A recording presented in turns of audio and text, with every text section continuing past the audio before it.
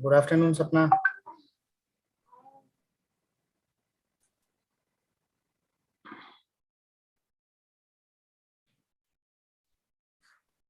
Fine, how are you?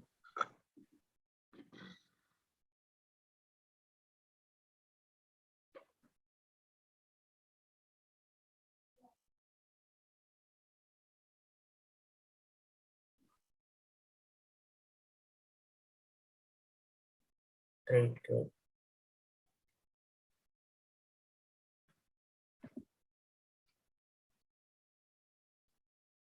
Well, so it's 3 p.m. and we are all set to begin with our today's webinar. It's a lovely Monday afternoon. A very warm welcome to all our participants present here today. HR Association of India, along with Great Manager Institute of India, welcomes you all to the 2022 Dialogue Masterclass series on the topic Leading People in Current Times. Great Manager Institute conducts a Great People Manager survey in India and have come up with the list of top 100 managers. And the recognition is powered by Forbes India and Great Manager Institute, where we are fortunate to have 5 managers from the esteemed list who would be sharing their success stories, mantras, hits and misses, and achievements over leading their team in current time. To know more about HR Association of India and Great Manager Institute, I would request all our participants to visit the link and details posted in the chat window. Request all the participants to kindly follow the webinar guidelines mentioned in the chat window. It's my privilege to start this series with Mr. Ramakrishna Rao, and I would like to congratulate him over this achievement. Mr. Ramakrishna Rao, Head of Learning and Development, Page Industries Limited. Ramakrishna Rao is a seasoned learning and organization development leader with more than 16 years of experience across IT, ITES, retail, and consumer product sectors. He currently leads L&D for Page Industries Jockey India. Being a certified and practicing coach, he is known as Coach Ram in the social circuit. He blogs regularly on LinkedIn and is known for his insightful posts and book summaries on personal effectiveness, talent management, leadership development, and career building. His newsletter, Career Track on LinkedIn, is one of the most followed ones. You can follow him on LinkedIn. The link for the same has been shared in the chat window. Congratulations, Mr. Rao. We are super excited to have you here. We'll now hand over the platform to you to take this forward.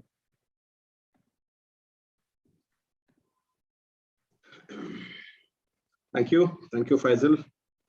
Thank you, HRAI, Great Manager Institute. Good to have a platform like this. I definitely want this to be interactive and engaging. Definitely don't want this to be a monologue. Happy to see you. Some of you switch on your videos. Great to see that. Great. So Faisal did my introduction. I can see about 28 of us here. Would be happy to know, where you're from. So if you can just drop in a line in the chat, introducing yourself, or even you can unmute yourself and speak. Where are you from? Just a line which says, I'm Ram, I work with Page Industries. That should be good enough just for me to get an idea of whom all do we have in the room. Okay. Hi, Sapna.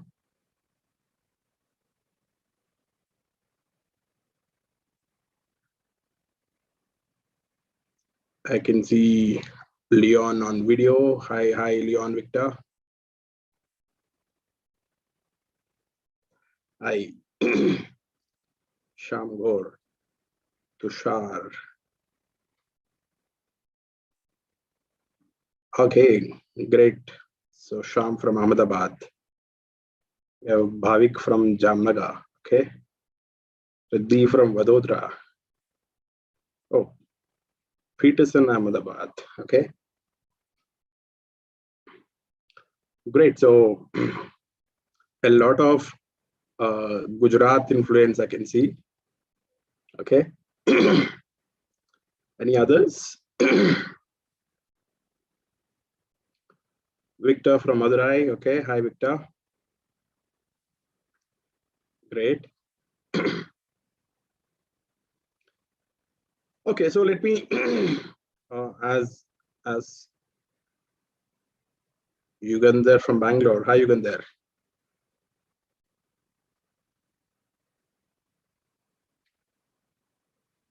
Okay, that's great, Sapna. Great to know about your experience. Okay, so I'll just launch a quick poll, just for me to get an idea of geographically, most of you have shared, just for me to get an idea of where we are from. If you can just click on which part of India you're from, east, west, north, south, just for me to get a sense. Okay, we'll give this about 10 seconds more. Okay.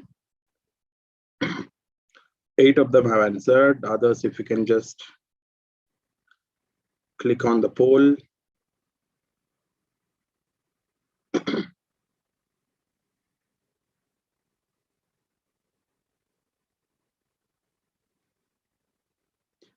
Okay, good. We can quickly move on. Largely west is what I see. Great. You can see 70% of the audience are from west. That gives me a fair idea. So I'm just keen to know who we are, just get an idea. Now let me look at the next question. Just want to know which industry do you belong to or relate to. We'll give this another 15-20 seconds. Okay. Wow. Hi, Chetan.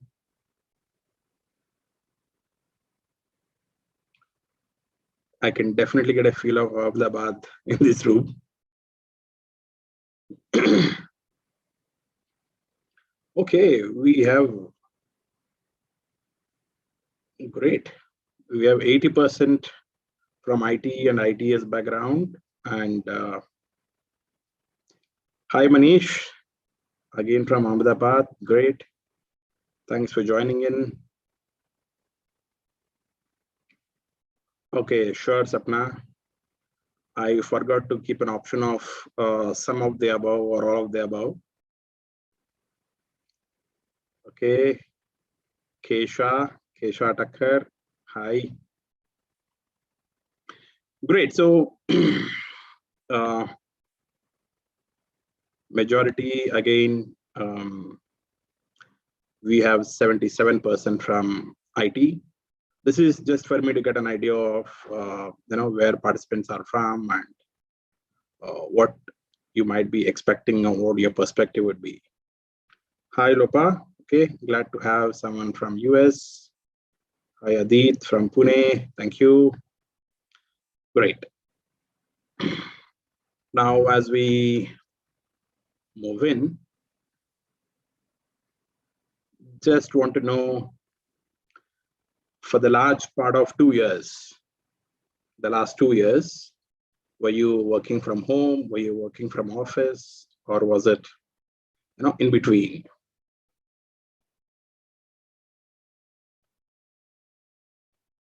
Okay.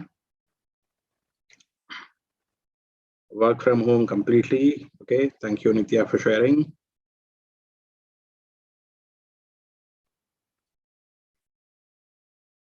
Okay. I think, again, we're looking at about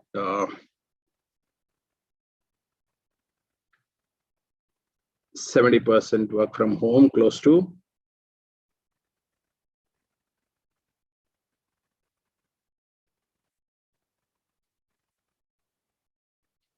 Okay, Sapna, on a study sabbatical. Okay, sure. Okay, so we have about 29 who responded.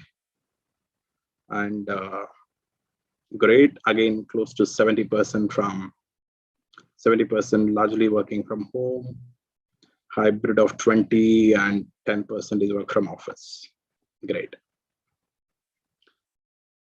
Here we go with the next one, just to get an idea of the demographics of the group, the quality or the range of experience that we have.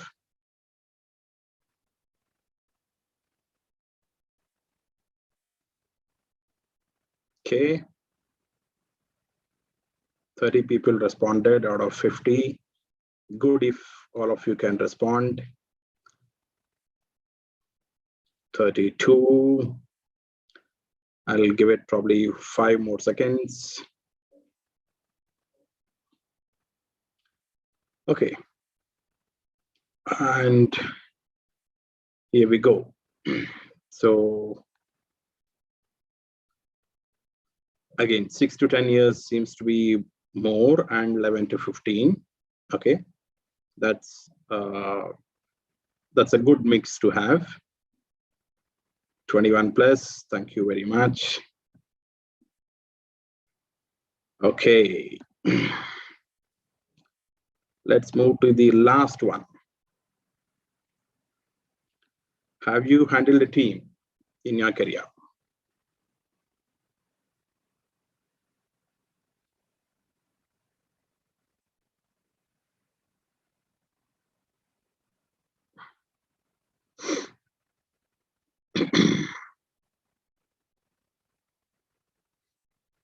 Okay.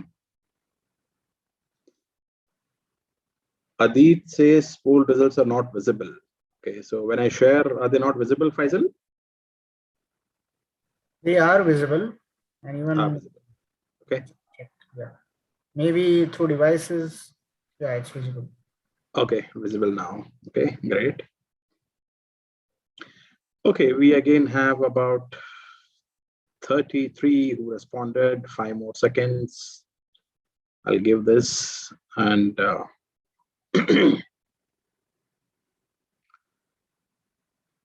okay. 33 is where we seem to land. Okay, again about 60% who have handled a team and 40% who have not handled a team. That's fine. Okay, and thank you for all of you for participating in that. Just gives me an idea of who we are, helps me understand. Each one of you may have come to this session with different expectations. So let me share what let me put it in perspective what I'm going to share. I'm looking at what is it that people expect from their managers, leadership, and organization, and how is it that we can support in terms of providing right leadership and environment. That's precisely what I'll be talking about, and I'll be mentioning. I'll probably talk about 2 models that will sort of help all of us. As a takeaway, we can go back and implement it in our workplace. Okay, having said that, I would reiterate that we have 50 plus participants in the group.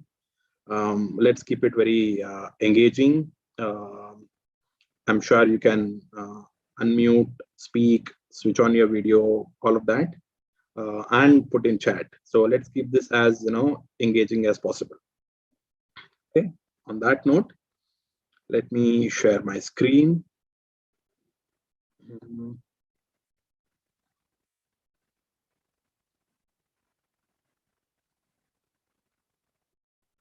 Okay. So let me start with this question. Why do we work?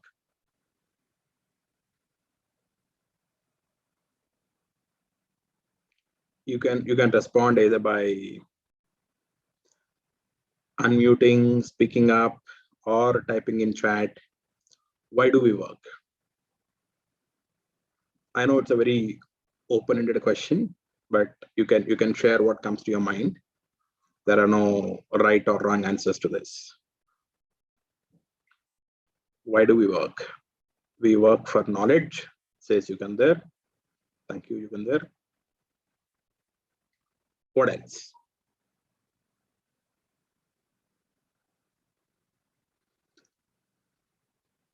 Okay, Sapna says work for passion towards my career, to be independent, apply knowledge, earn a good living. I like that response, Adit. Learn a good living, feel fulfilled in the process. Bread and butter, good lifestyle, financially independent, to learn and grow in our careers, satisfaction, earnings for experience. Great. So very good, diverse responses. Thank you. Let's keep this interaction going as is. Now, let's look at how jobs have evolved. When we started off, you can say jobs 1.0. That was primarily job was a means of livelihood. We basically wanted to earn our living, and it was very important, right? And slowly we progressed to jobs 2.0, where it was not just important from a livelihood point of view, but also it was an identity for us. Of course, we want lifestyle, like many of you said. I should be able to live a better living, progressively enhance my standard of living, but also social identity. People get to know our identity is our jobs. You know, there's such an overlap that happens. And I recall instances when people used to say that, you know, some people get into depression after retirement because they don't know what to do kind. The identity sort of gets taken away, and that identity is so important. Job becomes social identity. Then we move to, we've progressed to jobs being a means to realize potential. And like many of you have responded in the chat, if I look at Sapna's, to make a difference to my life and others, okay, to learn and grow, right? So if you can just take one look at the chat in the responses that you got, and you try and map them to the three boxes that you see here, they will fit in somewhere there, right? And as we go along, and there's an interesting research about how careers evolve. In the early stages of our career, it's more about livelihood, social identity, lifestyle. And as you hit, 40s, you tend to talk more about how to realize our potential. And then as you hit 50s and 60s, or even earlier now, we talk about, and we want to make a difference to the community. We want to contribute. We want to be known for that. Okay, that's how jobs have evolved. Now, jobs have evolved, and hence the organizations also should evolve. Now, what do we look for from an organization? The organization should provide the right environment for people to perform, for employees to perform, should provide opportunities for learning and growth, and should also provide right leadership. Okay, this is what we expect from the organization. Over the last 3-4 decades, jobs have evolved, and similarly organizations have evolved, right?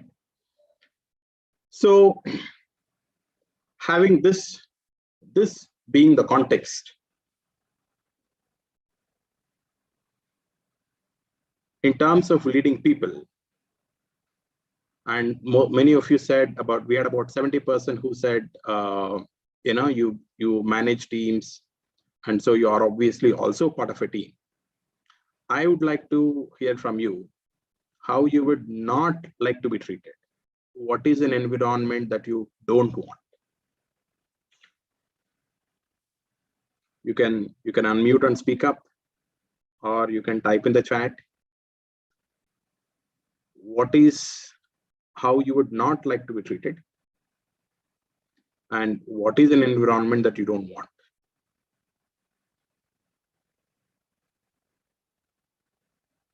It would be great if at least a couple of you could unmute and speak up. That will be good.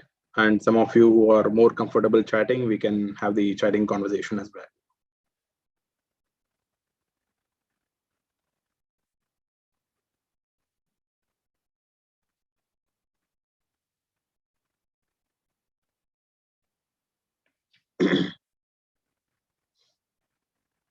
Okay.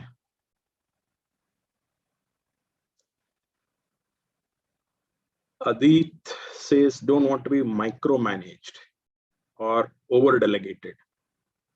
A balance is needed. Environment that I don't want is lack of trust and respect. Okay. Thank you, Adit. Sapna says, I don't like partiality or bias at work. Great. Victor says, monotonous mechanical work. Nitya says, not being treated equally, and we need respect for who we are. Great. Riddhi says, you don't want an environment where there is no trust. Okay. Great. Faisal, I hope participants can unmute. They have to raise their hands. In case they want to speak, they can raise their hand and we will unmute them. Okay, great. Okay, so you heard that. If you would like to share, please raise your hand, and I would love to hear your voice. Okay, so you've seen racism at work. You don't want an environment where you cannot bring your best self or best strengths to work. Okay, great. So we've heard a lot about micromanagement, not fair, unhealthy, trust. Okay, Deepo Mitra says abusive culture where potentials are constantly measured by your sales pitch. And second being hierarchical structure. Okay, great. So that's what we don't want to be treated like. That's the environment that we don't want. Let's look at what is it that we like. In some cases, it may be just opposites, but I would like to hear from you and think. This is a little different from the exact opposite. How would you like to be treated? How would you like to feel at work?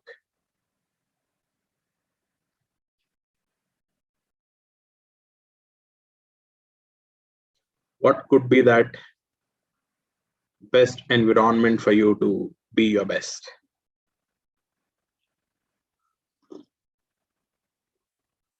Okay.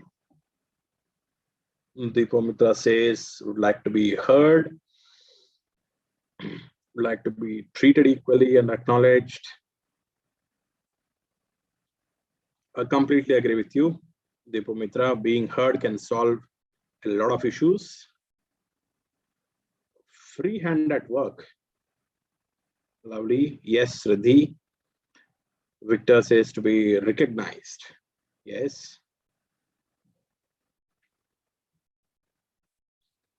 I'll just give 10 seconds to see if any more comments come in. And anyone would like to raise your hand, we'll get you the access. You can share your views. Sangeeta says, appreciate or recognize the performers, and be supportive for non-performers to perform. Brilliant. I think that sums up very well. Okay. Great. So let me, now that we have heard, we've reflected on what it is, what would we like to be treated as, what we don't want to be treated as. Now, this is a infographic. I hope all of you are able to see this. It basically says if a person has to be a great manager, then there's a lot of chaos, and there's a lot of stuff that happens at the top, from the top. Sometimes priorities may be unclear, requests may be ridiculous, there is uncertainty, some unnecessary meetings, and the role of the leader is all of these. Define the roles, set clear expectations, ensure good work-life balance, stable, achievable goals. Okay, I would like to hear your views in the comments. If something resonates with you well, please let me know. Do you agree with this? Disagree with this? Please let me know. Okay, this is what we a great manager should be, and this is what we look for from a great manager. Now, as I told you, I'll share with you two models that I believe in, and this is the first of the model, and this is called as the SCAF model, right? Yes, great manager should be mentored too. Okay, so for the SCAF model, this is a model created by a gentleman by name David Rock, as a neuropsychologist. This has been extensively researched and arrived at. You look at if you provide all of these: status, certainty, autonomy, relatedness, fairness.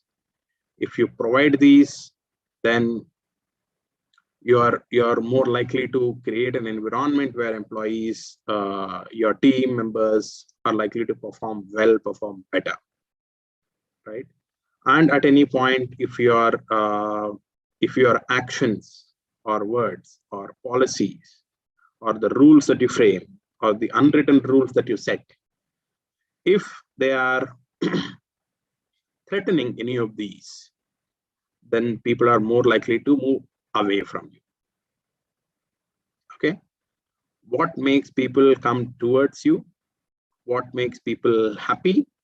What gives the best environment for people?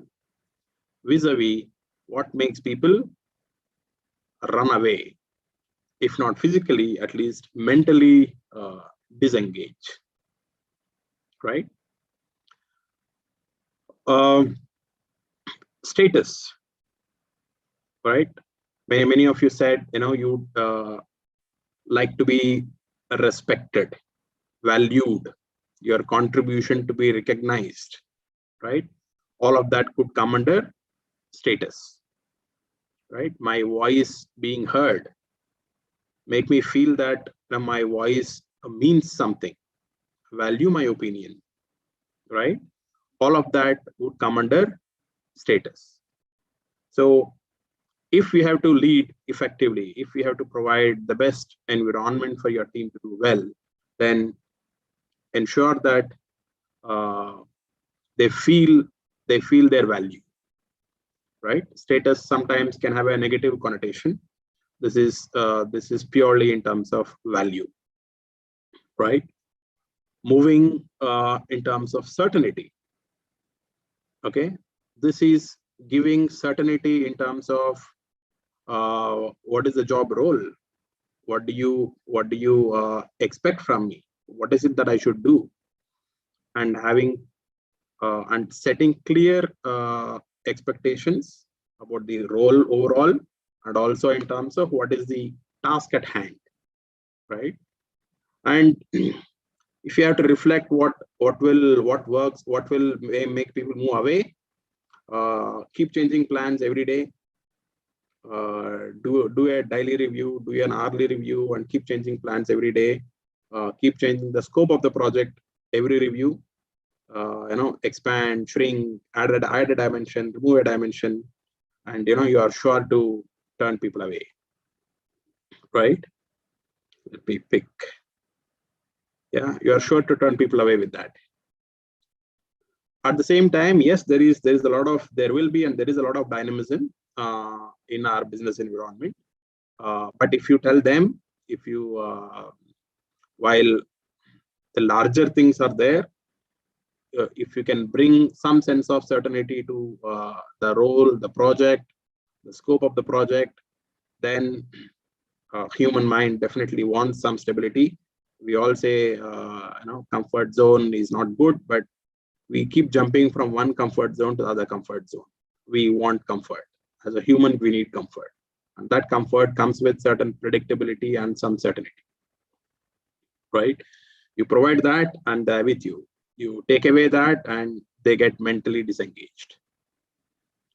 Autonomy, like many of you said, we want freedom to plan your day, freedom to do the work the way you would like to do it. Tell me the what and leave the how to me. I'll manage the how, right? You don't need to spoon feed me in terms of how also. Allow me my space, allow me my style of functioning, right? Allow me to bring in my ideas. Okay, so you do all of that, then you are more likely to have an engaged employee. You don't do it, then you're driving away, even if not. And they always say that an employee resigns much longer before they physically put in their resignation, right? So they can get disengaged if you don't meet these needs. These are the needs. Okay, need of relatedness, being part of a team, right? We all know a situation. Thank you, Riddhi. Thank you, Sapna.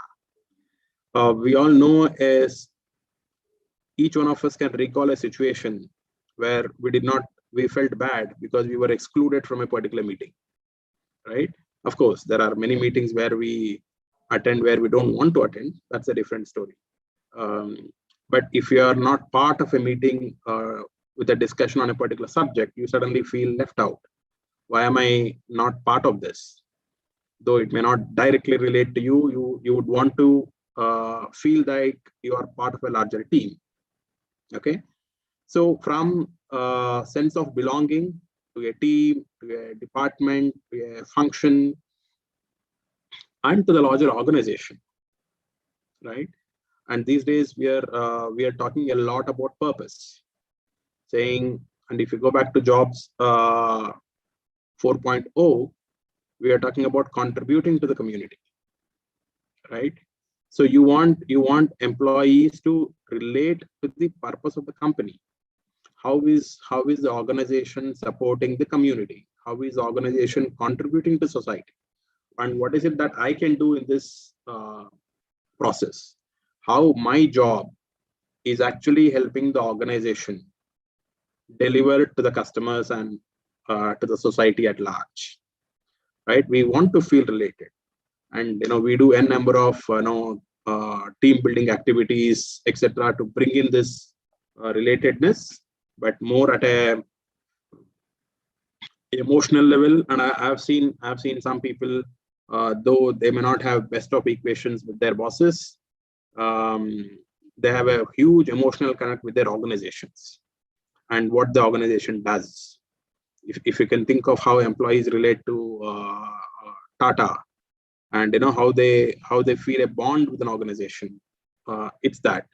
So build a sense of relatedness with you as a leader, with the organization purpose.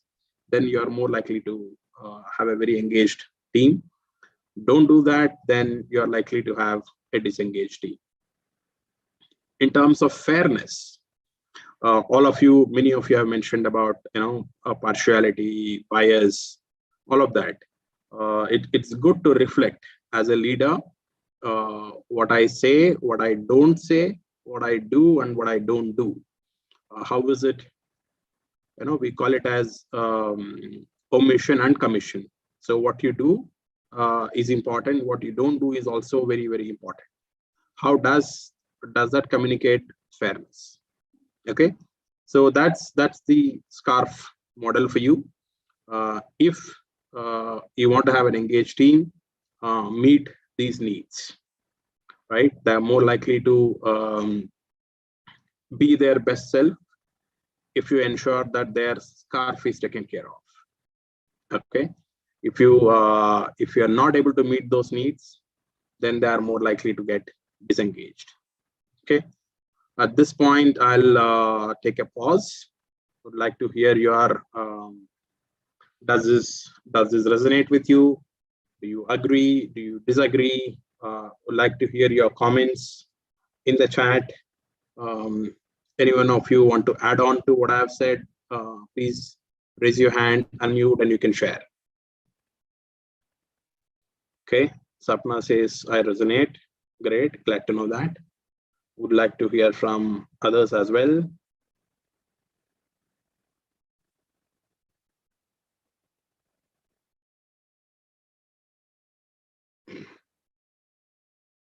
And anyone has a question around how to bring this into play, how to bring this into practice? Leon says so. Victor says I agree. Thank you.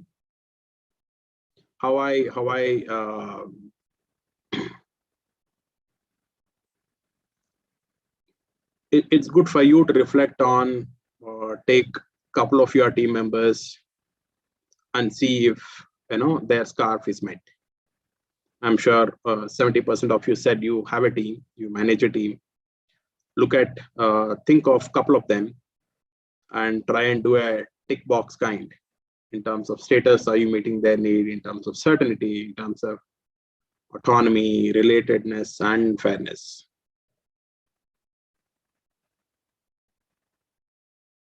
Okay, great. So I'm assuming that there are no questions at this point. So moving on, this is a slightly in-depth view. We discussed this at length. What is it that I need to do to provide status, make them feel involved, give them certainty, allow them autonomy, build relationships, and demonstrate fairness. Okay, cool. Now, another quick tip that I would like to share is don't steal your team members' thunder, right? I wrote recently about this on my LinkedIn blog.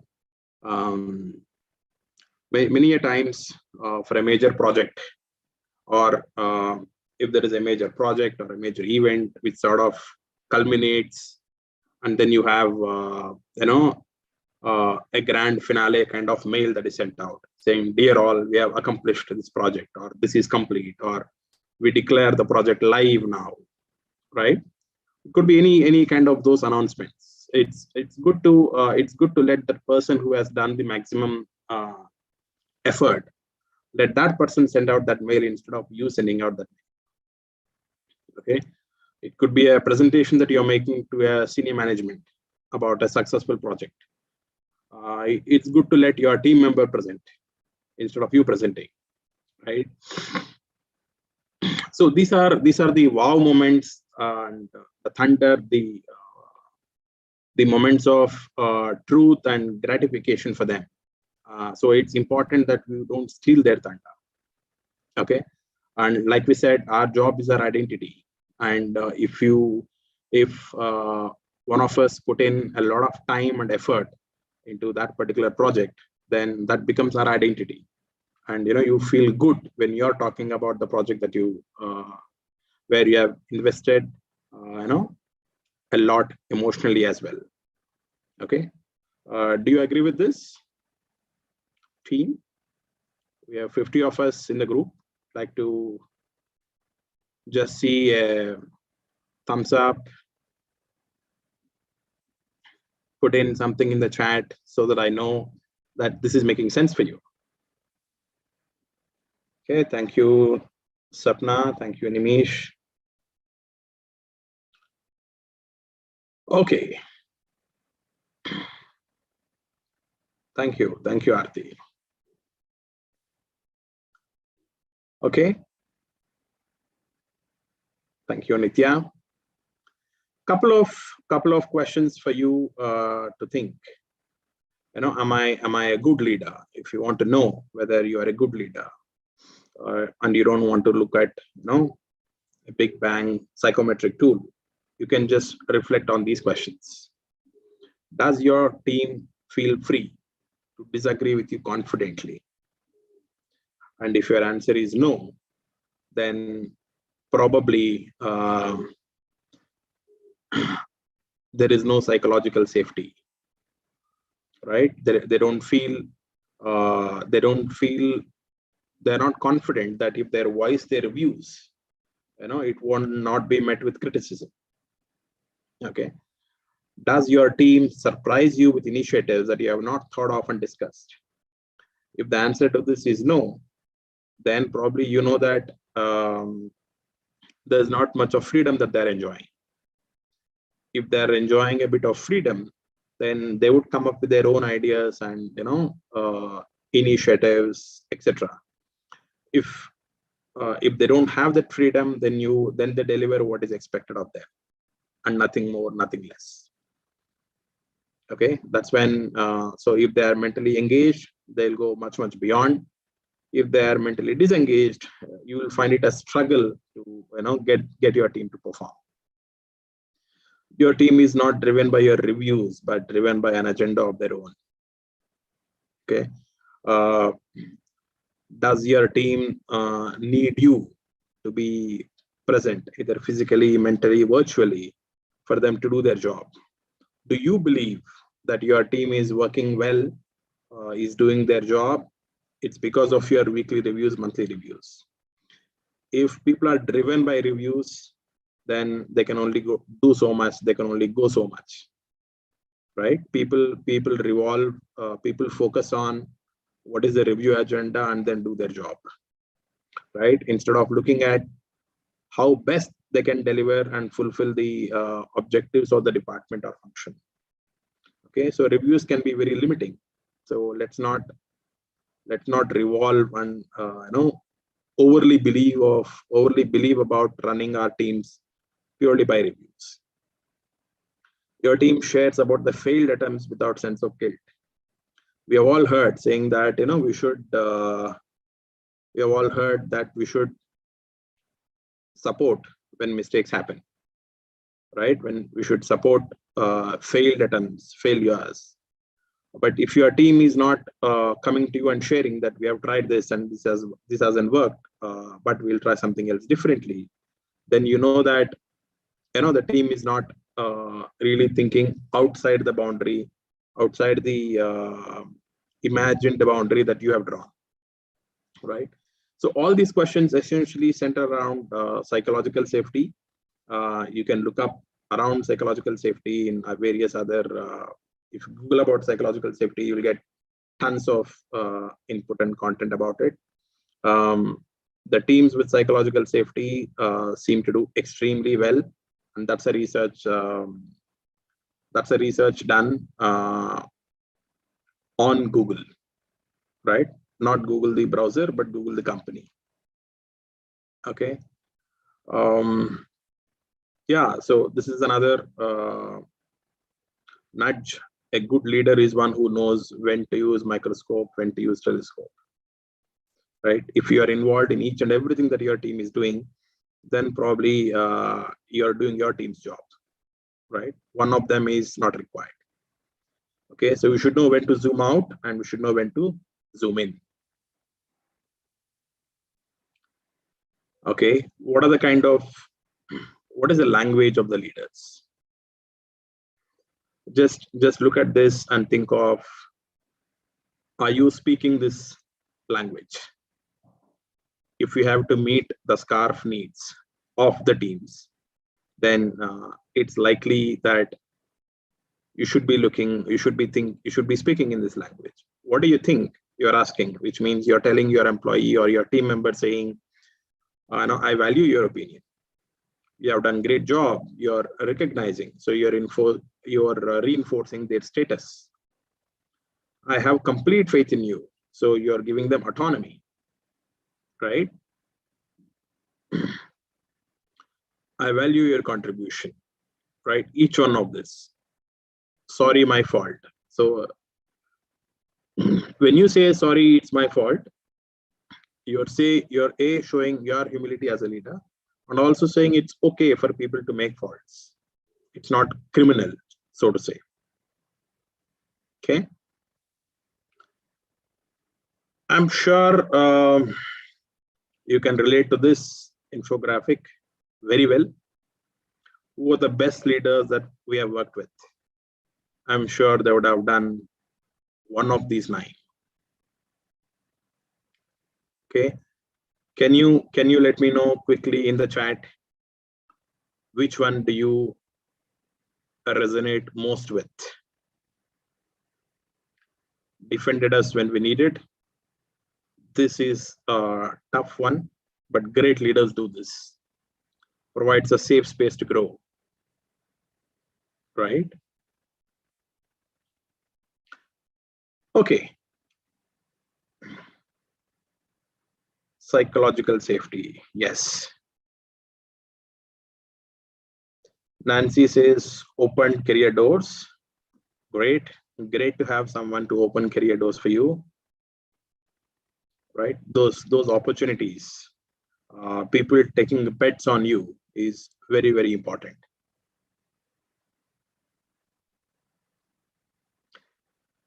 Right.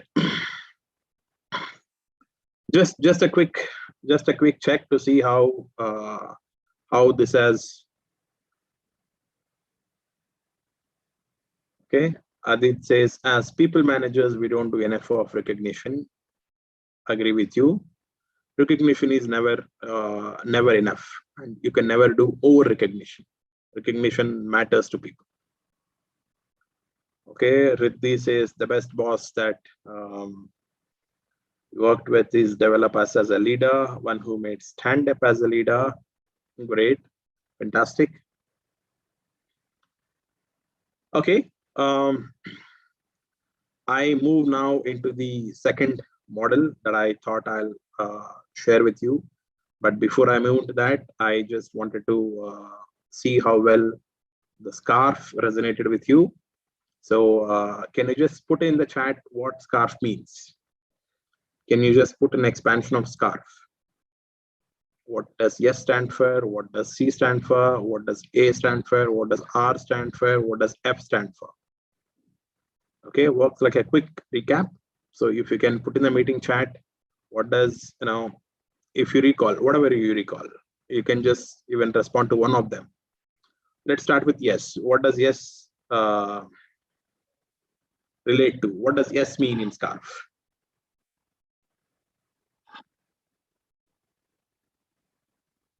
I'm just watching the chat.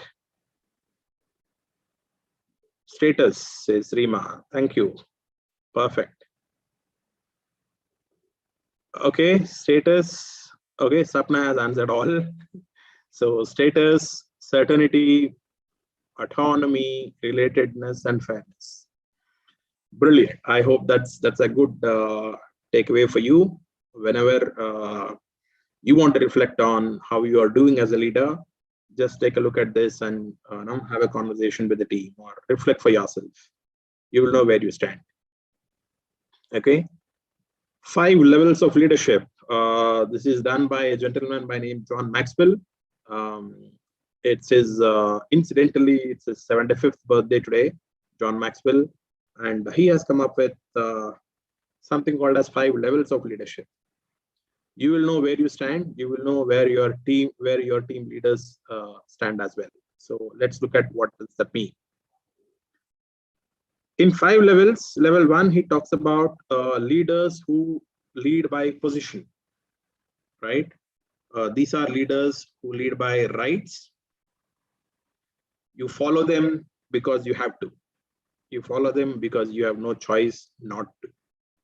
Okay, this is a very, very base level as a leader.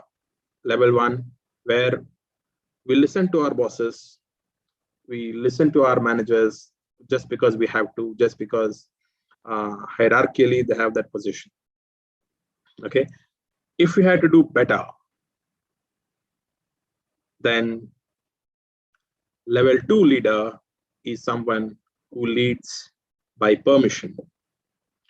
He follows you, or the team member follows you because they want to, and the team leader has made an effort to build that relationship.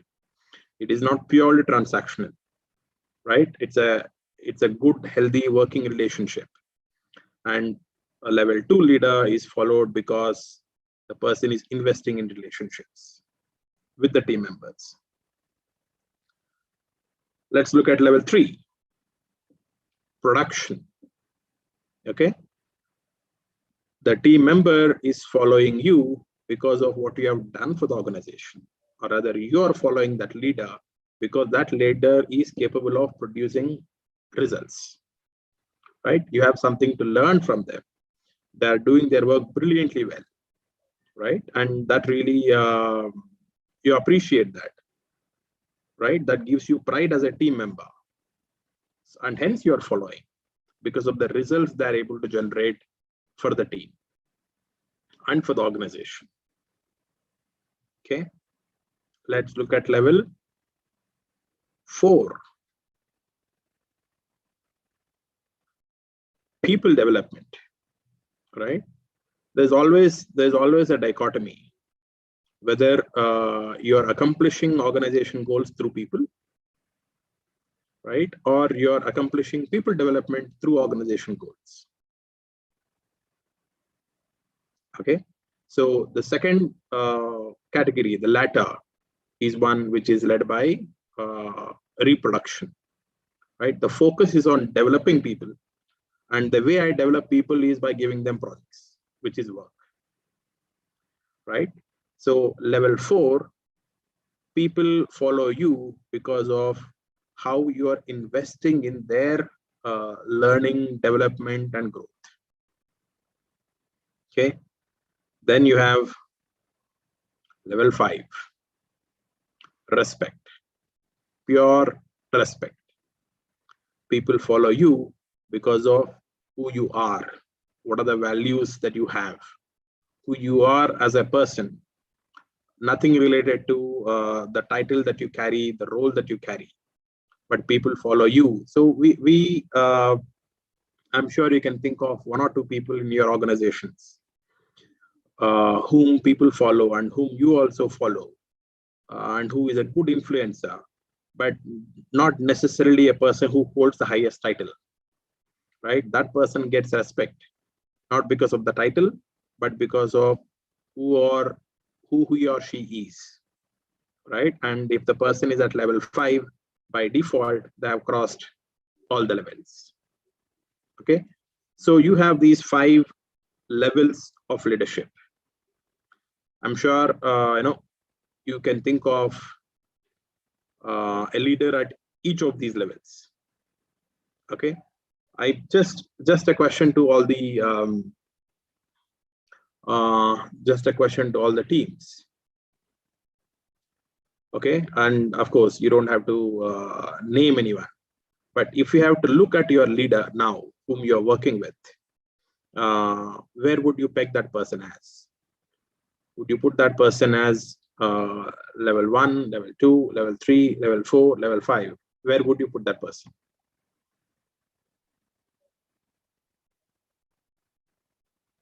Oh, okay. Level 1, number 1. Okay. Have you all interacted with, had the fortune or misfortune of working with someone who is leading from level 1 in the past? Okay, Krishna says level 3, Victor says level 4. That's great.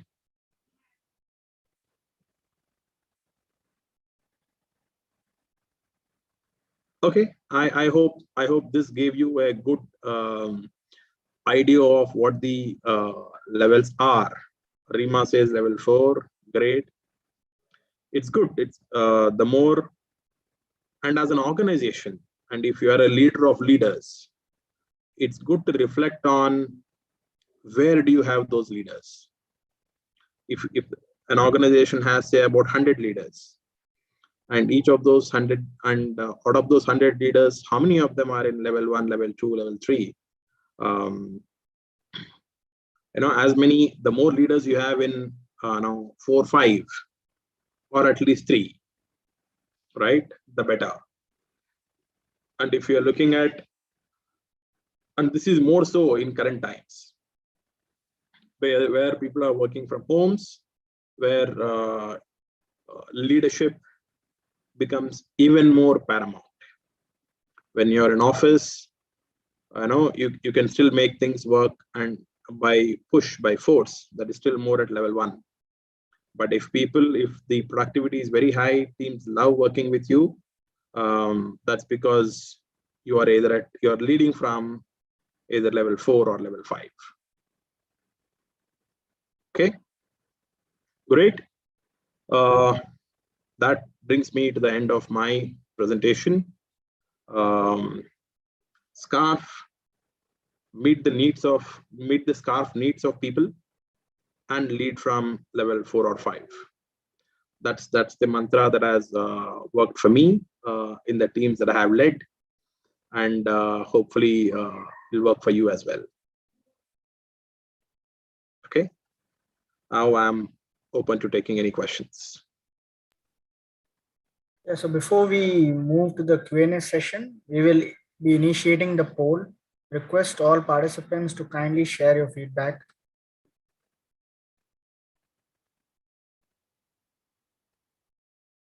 While doing so, request all participants, once again, I thank all our participants for joining our session today. We have received a lot of inquiry about e-certificate offered by HRAI. You can claim your certificate by sharing your details, name and session attended in an email provided in the chat window. Please ensure you do this by the 28th of Feb 2022. We will email the e-certificates to you based on the details received latest by first week of February 2022.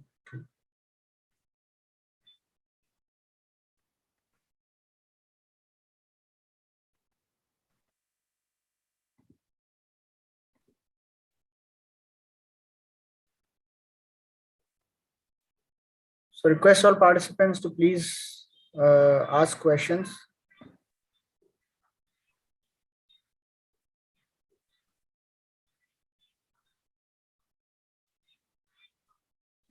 Thank you, Riddhi. Thank you, Sapna. Appreciate the comment. Mr. Rao, there is one question. What good and mature leadership looks like during a pandemic? What are those key traits that have helped leaders to maintain business continuity without much frictions? Few examples, please. Like how is leadership during the crisis? I don't see leadership being different during pandemic, pre-pandemic, post-pandemic. I think the quality of leadership is equally important. And in pandemic times, when there is work from home, when the person is not in front of you, it's all the more that it needs to be influence more than force, right? People should feel, and like you said, if you go back to the question, why do you do this job? Whom do you work for? Right? If the response of whom do you work for is, I work for my manager, I work because my manager is chasing me on this, then probably there is not enough autonomy or ideation happening there. I am not feeling connected to my work. I am doing this because someone is following up with me to close this. Whereas if I feel connected to my work, if I have the autonomy, if I am doing it for myself, if I'm doing it for knowing the kind of impact that my work can create, then I don't need anyone to follow up with me, nudge with me. I'll feel a lot more connected, and I'll definitely contribute much more, right? So from that point of view, I don't, if you look at what traits, the traits are these. Give people autonomy, value their ideas, let them experiment their ideas, be tolerant when things don't go the way they were intended, right? Give confidence to people, and all of us would know about the Pygmalion effect. If you feel your team is good for nothing, they'll prove that they're good for nothing. If you feel your team is great, they'll prove that they're great. So we have one more question from Tushar, saying, how can a leader align an individual's employee purpose with the organization's larger purpose? Yeah, so that's a tricky one. Every employee has a purpose, and organization has a larger purpose. It's not about making an overlap. It's about how the employee sees his or her purpose served by serving the larger purpose of the organization, right? So there can be a company which is selling liquor, and their purpose.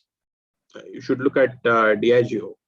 How if you look at their purpose and how they help employees connect with the larger organization purpose, that's where the trick is, and that's the role of the manager leader, to identify what are the motivators that an individual has and how they can be mapped to the organization purpose. That I agree, that's a very theoretical response, but if you look at a specific organization and then an employee, then the answer could be more specific. Thank you, Mr. Rao. So I believe Tushar must have got the answer to his question. So there's one question on L&D. Like how? Oh, absolutely. I see Jai Surya responding, saying you should discover personal purpose first. Completely agree. Discover the personal purpose first, then you see how that can manifest or come to life through the organization purpose. And if we don't see an alignment, then move to an organization where there is an alignment. Mr. Rao, there is one question on L&D, like how L&D professional can sustain learning curve during the pandemic, where employees are working from home and there is no feasibility of in-person classroom learnings. Maximum learning has happened through pandemic. If you look at the number of, and this is a trend across the industry, learning has sort of seen exponential growth during pandemic. So learning has become more easier during pandemic than pre-pandemic. A lot of digital access, learn anytime, learn at your pace, learn from anyone, right? In my organization, we have conducted workshops with speakers from different parts of the country, from different countries. We had a speaker from UK, and all that is possible because of the current scenario. And learning has become, the mediums of learning have become more. There are more online courses now, very specific to what you want to learn. There are a lot of self-paced courses. So the learning opportunities, avenues have increased significantly now. So I think if you are looking to enhance learning in your organization, then you just need to look for what are the learning needs, and then there are umpteen options. In person, physical, face to face, was a pre-normal, pre-pandemic medium. That medium is definitely is going to be there, but much lesser than what it used to be.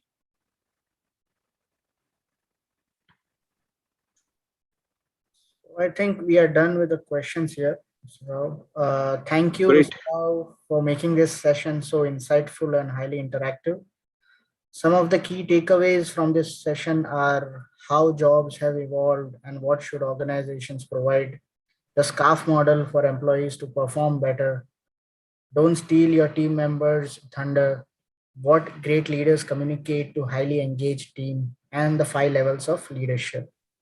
It has been a pleasure being with you today. I am sure our participants have had a lot to learn and take away from this session. This would not have been possible without Great Manager Institute, where we are privileged to be working with them on this series. Though we all know about Great Manager Institute, I would want to welcome Ms. Chaya, client engagement, to share a few words about Great Manager Institute. Thanks, Faisal. And before I proceed, thank you, Mr. Rao. That was a very enlightening conversation. The best part was you brought out such simple facts in the most executable manner rather than running into more specific or thesis. So if we take a look at these terminologies like SCAF, it's so easily executable and implementable for any of the managers leading their teams in daily lives. Or the other thing that you mentioned about in terms of the different levels of leadership. Again, anybody can relate to it very well in terms of if I go back and think about 5 years back, this was the manager who I was working with, and hence I would place them on 3 or 4, etc. So thank you once again for that. Thank you, Jaya. Thank you for the opportunity. Yeah, and thank you to all the participants. I'm just going to take a few minutes of your time to brief you a little bit about what Great Manager Institute does. Just give me one moment.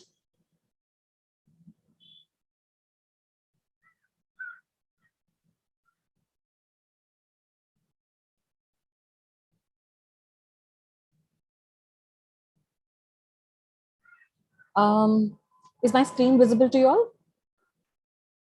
Yes, Jay, it's visible. Okay.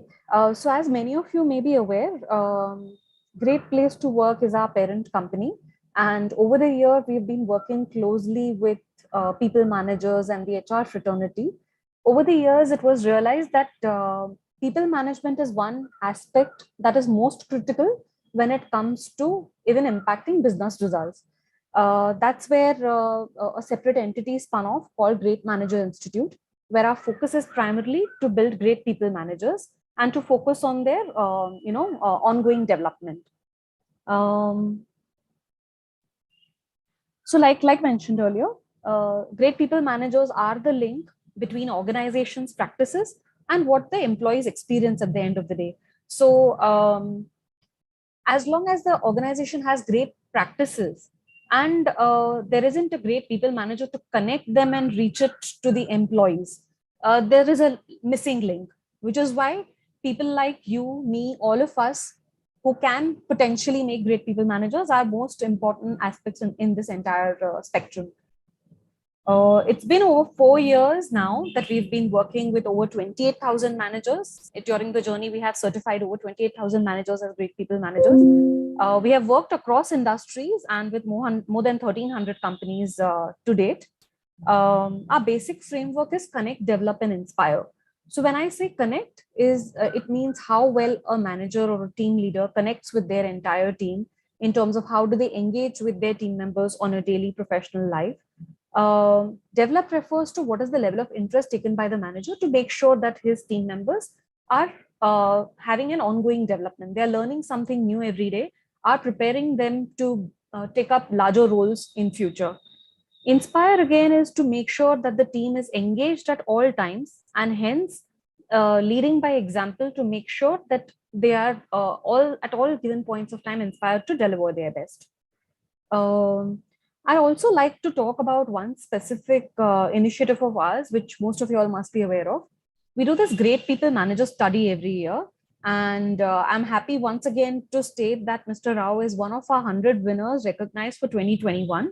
When we say one of the 100, that's how rigorous the evaluation has been. We had over 10,000 managers who participated in 2021 for the survey. And there are 4 layered evaluation process, after which we reached the top 100. So this evaluation process is again primarily based on the Connect, Develop, Inspire framework. Primarily the takeaways for anybody who would want to participate in this study, that's what you see visible on your screen. And beyond this, what we do is we recognize the top 100 in the form of a list which is published in Forbes, who is our media partner for the study year on year now. Along with the award ceremony, where we recognize some of these unique practices followed by the leaders and organizations, which have helped them make it to the list.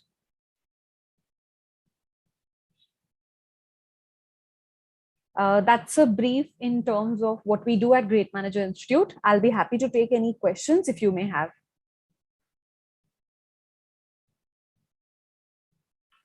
Thank you, Jaya, for letting us know about Great Manager Institute, and thanks for the benefits extended to HRAI members. Certainly, most welcome, Faisal. I once again thank our dear speaker and Jaya for joining us today.